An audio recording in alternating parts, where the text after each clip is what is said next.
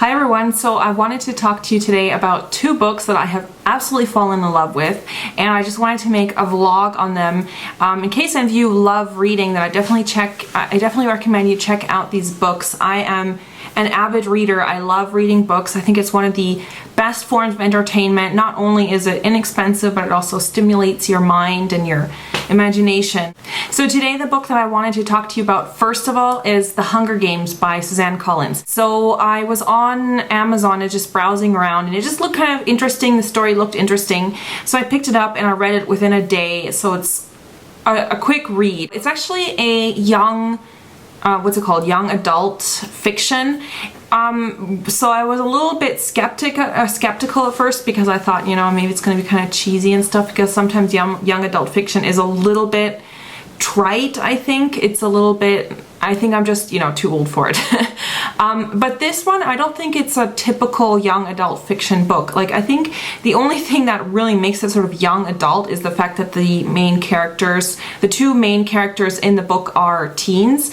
But if the whole book was written with two adults as the main character, I'm sure that it would be sold as like an adult fiction book. It takes place in a post-apocalyptic world. It's supposed to take place in North America, but like the United States has been destroyed by war or something like that. Like, it's not explained in detail what happened, but it's supposed to take place, I think, sometime in the future. So there's like the capital, which is sort of like the ruling government, and then a lot of the poor people and stuff, they live in the district. The story is about this girl, Katniss, and she is selected in a lottery. It happens once a year, and they select a lottery of children from the district, which is kind of like the poor areas of this town or this city or whatever, and they have to take part in this kind of gladiator style game called The Hunger Games.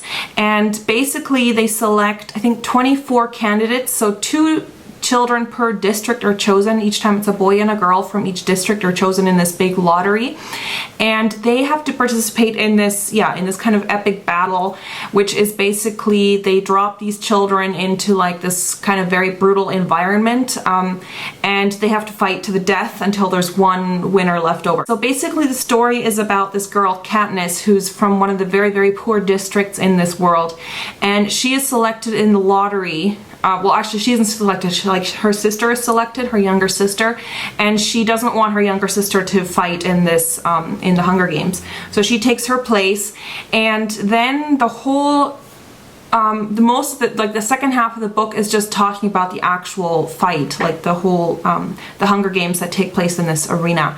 And she's selected along with one other boy from her district. His name is Peta, and they are then taken there to this to the place where like all these children are collected, and they have to basically kill each other. So it's kind of a very brutal premise. So that's kind of why I thought, well, this isn't really a typical young adult book, because it is quite violent. Like, there's a lot of kind of violence in it, you know, like children get killed, and it's actually a trilogy. So The Hunger Games, there's 3 books. The Hunger Games, obviously, and then I think it's Catch a Fire, and then the last one is Mockingjay. So I finished the first one, and as soon as I finished it, I was like, I knew I'm gonna read this next part.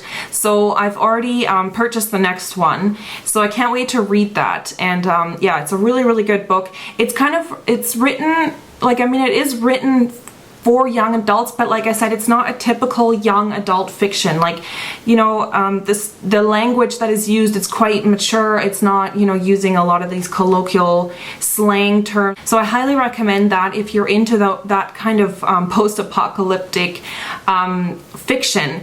Which brings me to my next book that I'm going to recommend, and I read this a few weeks ago, and I think it's one of the best books I've ever read, and that is The Road by Cormac McCarthy.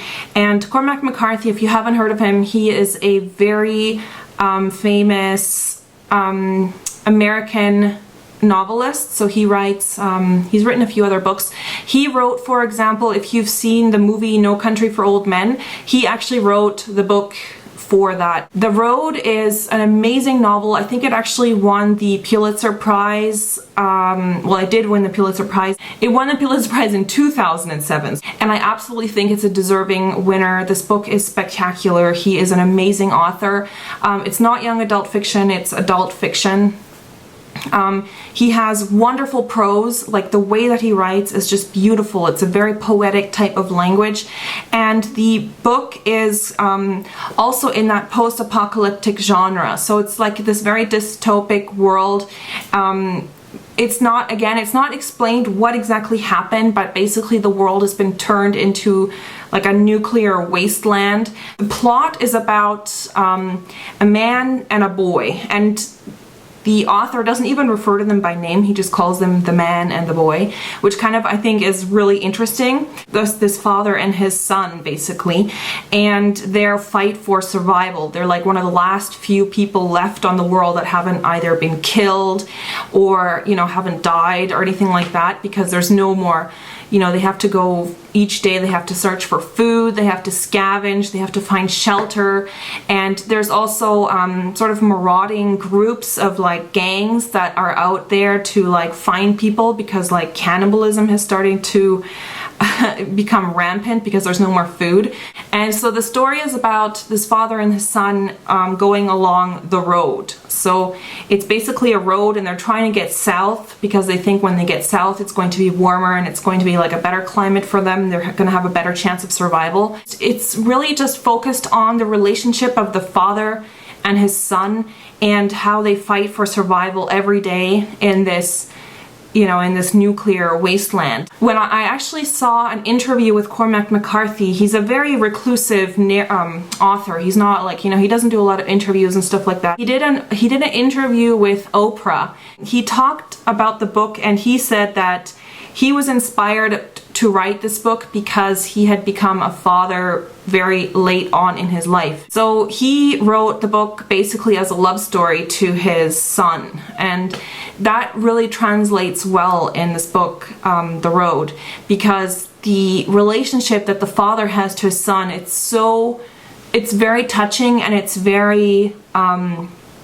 like it's a very kind of primal instinct. Like you can really tell that the father is going to any lengths to absolutely protect the life of his son. But it's an absolutely amazing book, and it was turned into a movie, I think. Yeah, it was turned into a movie, which I saw after. I definitely recommend you read the book before you watch the movie if that kind of literature interests you, because the book is just astonishing.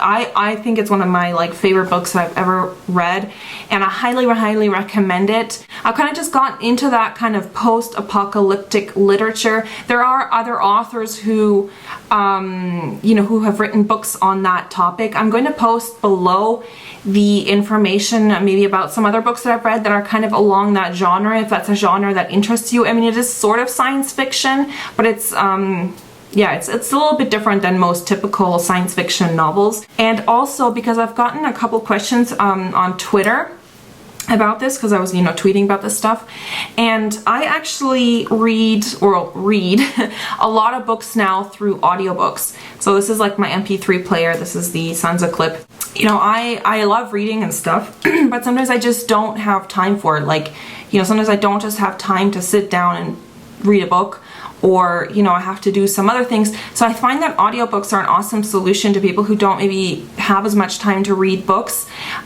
because it's really convenient. You can totally take this along with you when you're going grocery shopping, or even driving in your car, or, you know, I sometimes even put this on if I have to like do some housework or cleaning stuff at home, because a lot of people probably ask me where I get my audiobooks from. You can get audiobooks from Amazon. There's a sister company called Audible.com.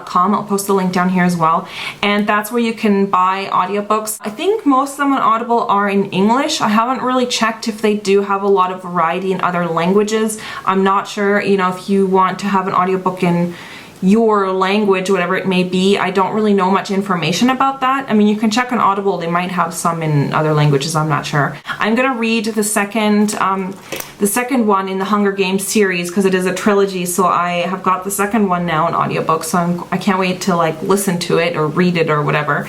And yeah, so, oh, also if you've read any really good books lately, you can post it below in the comments and, you know, discuss about something that you are really into. So I hope you enjoyed that. Definitely check out those books if you're into reading, and I will see you guys very soon. Bye!